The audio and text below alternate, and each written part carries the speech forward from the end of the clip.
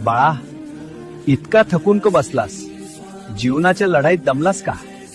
तू म्हणतोस, स्वामी आता माझ्यात ताकद नाही, आता सगळं संपलं. पण अरे वेड्या, तुझ्यातली ताकद तुला दिसत नाही, पण मला ती स्पष्ट दिसते. तू जेव्हा रात्री एकटाच रडतोस, तेव्हा तुझ्या डोळ्यातले अश्रू पुसायला मीच असतो. तू जेव्हा मनातल्या मनात तुटतोस, दिवसला सारायला मीच उभा असतो.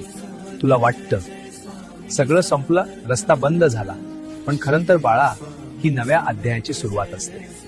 पण त्या तुला मजबूत करण्यासाठी जायचं आहे. फक्त एक गोष्ट लक्षात ठेव, हार मानू नकोस, विश्वास सोडू नकोस.